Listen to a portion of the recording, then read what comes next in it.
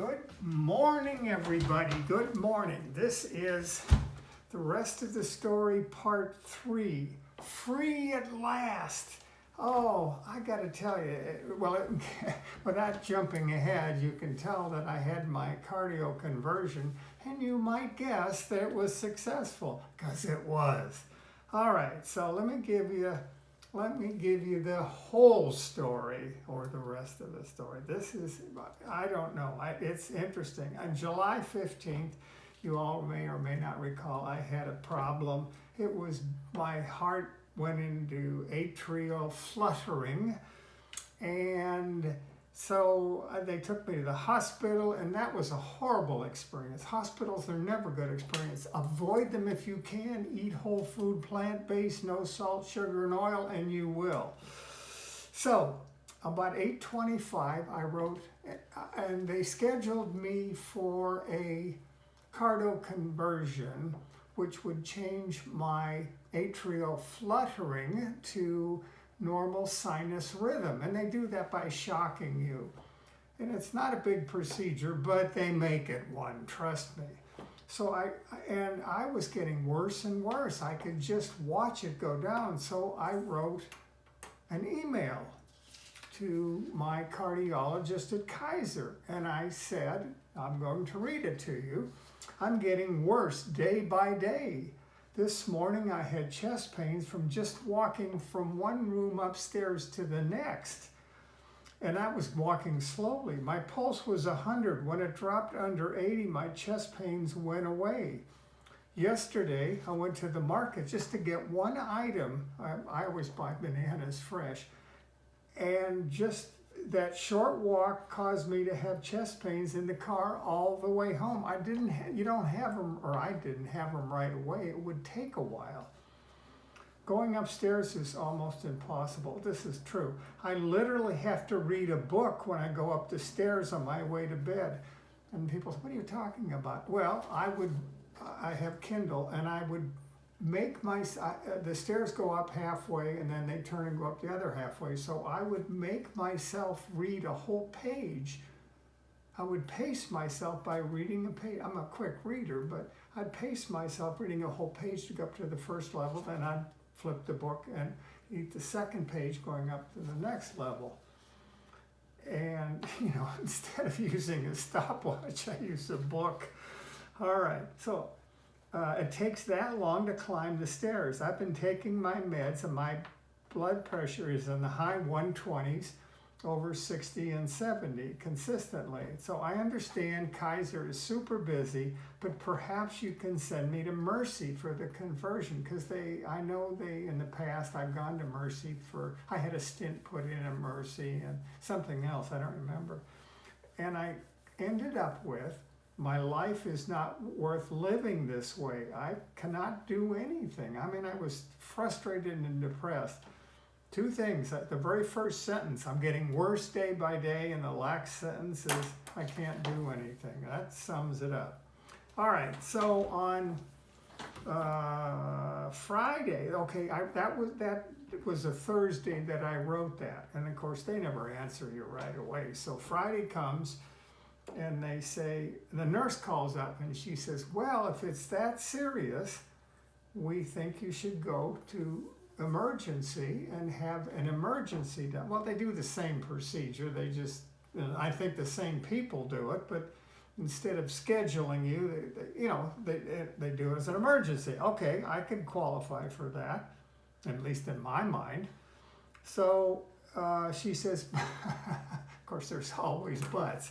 She says, but you can't have any food 8 hours before the procedure. And so she calls me at 1 o'clock, and Dottie isn't home. And so I'm thinking, well, I can't go in now anyway. Dottie can't take me, and she's not here. And besides, I just had lunch, so I wouldn't get there until 8 o'clock. They wouldn't have the procedure at 8 o'clock at night. I think naively that they're going to have it 8 hours after you get there.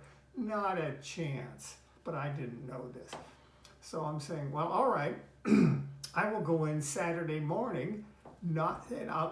Besides, I had dinner plans with some good whole food plant-based people that night, and I, you know how it is, you don't really want to cancel that, but of course I would have. But I didn't. I thought, no, so I'll get up, not eat any breakfast on Saturday morning and present myself to the emergency room at Kaiser. Dottie will take me over.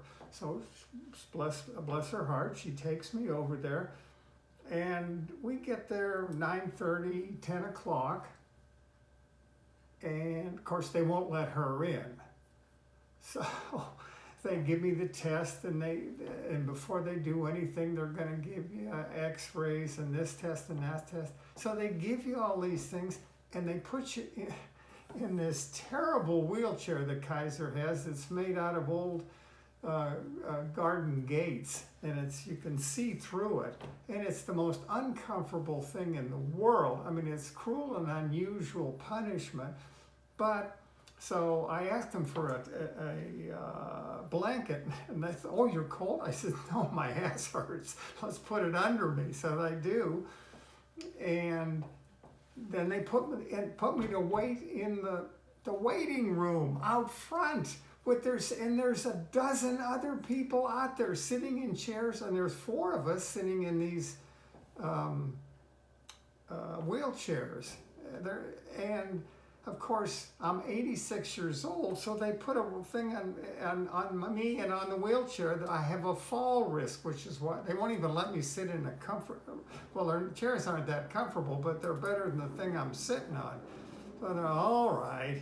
So finally, they decide, well, all right, they're going to put me in the emergency area. Well, you notice I said emergency area because they don't put you in a room. And I took a picture of this. They put you in the hallway because they don't have enough rooms, and that's why they got you out in the waiting room out there, the public waiting room, not the one in the emergency room. You still haven't got by the guard yet. So all right, so I'm in the waiting room now. I get there about 10 o'clock. And I get there and I wait, and of course, they finally have the hospital, the ER doctor, whatever it is. He finally comes over. Nice guy. I really like the guy. And he says, well, you know, he read the chart, and he said, we're not sure when we can get you to have the conversion. I said, what do you mean? He says, well, it's very difficult. And I said, well, they put a thing here and a thing here. How difficult is that? He says, no, you know how it is. They have their procedures.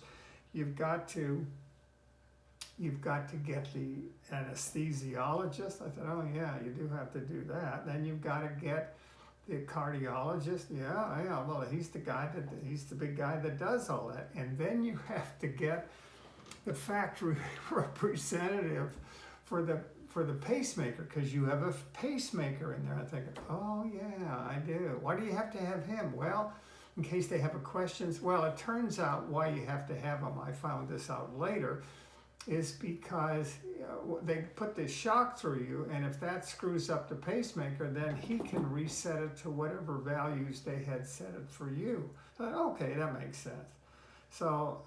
So he comes by, and he says, I'm going to come by a little bit later, and we'll tell you what's happening. So he comes, now this is 10 o'clock in the morning. So I'm getting a little hungry around 1 o'clock. Grab my nurse and say, hey fella, can I get something to eat? And he says, no. I said, what do you mean no? He says, I looked at your chart, your whole food, we don't have anything here. And I thought, you're not really telling me anything I didn't know, but I didn't like his answer. So I said, have you ever heard of oatmeal? Oh yeah. I said, that's fine. I said, can you scrounge up 2 bowls, because I was hungry by now, 2 bowls of oatmeal and any sort of fruit? He says, yeah, I think I can do that. Well, he didn't. He sent somebody else to do it. Now, they're overloaded. They got people in the rooms, and they got people in the hallway, And so he really is overloaded. And I felt for the guy. He was a nice guy. And I stopped him. I said, "Why is it so crowded here? What happened?" He says, "Oh, it's all COVID. It's all right." So they did come up with some oatmeal, and they did come up with some, those little cups of mixed fruit. That was fine. It was just, it got something in my stomach. So finally the cardiologist, well, he's not a cardiologist. He's really a nice guy though. We hit it off, and he would talk with me, and so he would say, he said, "Well, they don't know what's wrong with you, or they know what's wrong with you, but they're not," and he's trying to lower my expectations about the conversion. He says, it probably will help with your shortness of breath, but he says, "I don't know, it's going to help you with the chest pains. I'm not sure about that." All right, so, that sort of worried me. And, when you're really in terrible shape, you don't want to stay there. I mean, it's not realistic at 86 to figure you're ever going to go back to be 20 in your 20s and 30s and 40s again, but it isn't a nice, it's depressing. That's why old people get depressed. It's hell getting old, period. And when you're disabled and you can't do things, it's very depressing. So, but you got to admit it's a possibility. So we were chatting some more, and I mentioned that if you've seen the ads on TV for Cardia, and it's a thing you put your hands on. I got one in the back room. I should have brought it out. You put your hands on it, and it gives you an EKG. And I mentioned that. And he says, "Yeah, I got one of those." I think they gave it to him. He says, "I got one of those." And he says, "I was pleasantly surprised how good it is. It's a lot better than I thought it would be." So I thought, "Oh, okay."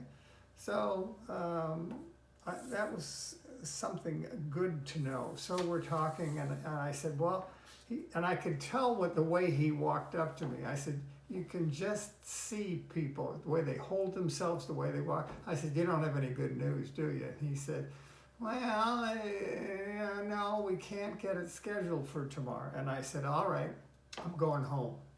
He said, "Yeah?" He said, "It might be Monday to do it." Now, this was Saturday. And I said, "I'm not spending 2 nights in the hospital. It isn't going to happen." And he says, "Well, why not?" And I said, "A, you can't feed me." And he says, "Yeah." And I said, "B, you'll screw up my meds." And he says, "Yeah," he agreed with that one too. So he said, "All right." And then his phone rings. So he reaches into his pocket, he pulls it out, and he says, "Look at this. He said, he didn't say, "Look at this." He says, "They've just scheduled it for tomorrow." And I said, "You're putting me on." He said, No, look, read it. So I said, "I don't know, I trust you." All right. So I said, "All right, I'll spend the night." I just immediately did a 180 because I really felt I needed this. So he said, "All right." So that was it. He spent the night. So it will get your room. And he comes back and he says, "They got your room." Now this was at, I don't know, 5 or so, if that. And so I thought, well, I called Dottie and I told her I was going to spend the night, and she was going to bring my food out. And she had, bless her heart, she had made one of my favorite cold dishes, which is quinoa salad. And I love it, and it's very tasty. And she had a container, she had made a container up of fresh watermelon. So I thought that'd be a nice dinner. And so I keep thinking, when I get the room, I'll call her. You don't want to eat. I'm in the hallway. I don't have anything. All I have is a bed here. Now, how the hell am I going to eat? So I wait and wait. And I look at my watch, and it's 7:30. Well, I usually eat at 5:30. So I call her. I said, "Honey, they're never going to come. They're never going to give me a room." I said, "Just bring it out and call me when you get to the lobby, and I'll tell you where I am." So she comes out. Takes 25, 30 minutes, more than that, for her to get there. And so she calls, and they won't let her bring it in. A cop comes by my bed, and I thought, oh, what did I do now? And he said, Schmidt, what's your last name? Or he didn't say, Schmidt, what's your last name? And I tell him, he said, oh, okay. I said, that's it. And she brought me all of my charging cords too, because I had already worn out the battery in my Kindle Fire. And so it was dead. I mean, I got there at 10 o'clock in the morning, and by 7 o'clock and 6 o'clock or so at night, it was shot. But, you know, the nice thing, I could still read on my phone, but I was running the battery down in it. And I had nowhere to charge it in the hallway, so I was hoping to get a room. Well, anyway, she brings the food, and I ate it, and I'm so glad. So finally, they put me in my room at 10 o'clock at night. Oh my God, I usually go to bed at 10. Well, I try. I get up in my room at 9 and I putz around, I read, I do all the things that I normally do. And then usually try to go to sleep around 10:15. So I get there at 10, I've got to plug all my cords in, I've got to get this ready, and of course they don't have anything there. So anyway, all right, now comes Sunday morning. Now I'm excited. They're gonna do me. Yeah, they're gonna do me, all right. So the nurse said, oh, I understand you're going to have your procedure tomorrow. Yes, I am. She said, good, now don't get too excited. I said, oh, why? She said, here's how it works. They're going to do it in the operating theater, and if anything else comes up, they do take those first. Obviously, they do emergency. Somebody comes into the ER, and he's, done some damage to himself, run a stake through his body or something. They got to fix that first. Oh, that makes perfect sense, So, and you always get so much more information from the nurses than you do from the doctors. I love them. So, all right. So I putz around in the morning waiting, and of course it seems like forever. And I actually sleep pretty good. They don't come in, bless their heart, they don't come in and do anything at night. I didn't sleep the night through, but I did sleep. And the only bad thing is I didn't take my CPAP machine, but I slept without it, and it didn't seem to bother me. Sunday morning comes, of course, no food because you can't eat before the procedure. So they come at 10 o'clock and they pick me up. Now I'm so excited. I mean, oh my God, this is like I'm going to lose my virginity. I am so excited. So we get to the pre-op room and they put me in, and they're so nice there. They really are. They have these blankets that warm air comes through. And of course, the first thing I did in my room when I got there, I didn't have a roommate. I'm in this tiny little room that's designed for one person, and they got two people in it because of COVID. I'm thinking, yeah. So I sneak over. There's nobody else in the room, so when they leave the room, I run over to the thermostat, and it's at 68. I turn the damn thing up to 74, and then I'm pretty good in the room. But the hallways and of course, every place else is colder than hell. So I freeze just in the walk. I'm not walking, they're pushing me. From the ride from my room to the pre-op. But they have these wonderful blankets that warm air comes in. So I'm just toasty as hell. So the nurse that takes me, she's sitting on the computer. She says, well, I can't find you. I said, I'm right here. She says, no. She says, I can't find where you're scheduled. I think, oh my God, they wouldn't send me down if they weren't scheduled. And so she calls another nurse over, and oh yeah, here I am. Oh, okay. So I have two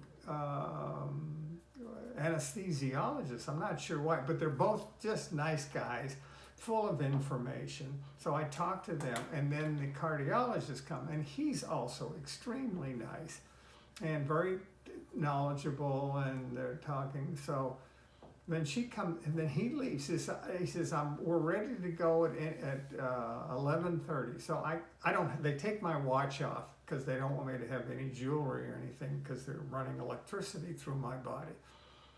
So I say, well, are we ready to go? And she says, yeah, but I can't find a cardiologist. And I said, he just left. And he said he was waiting for you. Oh, okay. So they wheel me in the room. There's the two cardiologists and a nurse. And they're all chatting and talking. So I'm listening and they're getting me ready and telling me this and that. And the cardiologist says, I'm waiting and waiting on him. So he does finally show up. Let me get my notes. I couldn't remember any of this without notes. Sorry about that. Yeah, they do the procedure, and you know they tell you everything you need to know. I love them for that. They say now you're going to have about 10-15 seconds, and you're going to fall asleep. And I'm thinking, oh, well, look at that. And I fall asleep and I wake up and the procedure's done. They say, it's all done, it's successful. Because they tell me if it doesn't work the first time, they'll try it again and then they'll keep me under for that period of time. They can just extend the time they keep you under. But they said, no, it worked the first time. I said, oh, great. And of course, I'm in la la land. You know, when they give whatever it is they put in your veins, it's just, oh man, that's a really neat drug. Oh, so I get to the post-op, and man, I'm Mr. Chatty Cathy. I'm chatterbox talking to the gal and the whole thing. She leaves me there for about a half an hour. I go back to the room, and I'm just giddy. I mean, they told me it was a success. I couldn't try it out because they won't let me walk.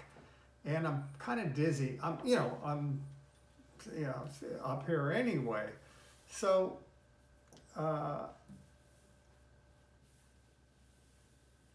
I decided to text. I don't really text very much, but I have a few close plant-based friends that I decided to text to. Now, one of these friends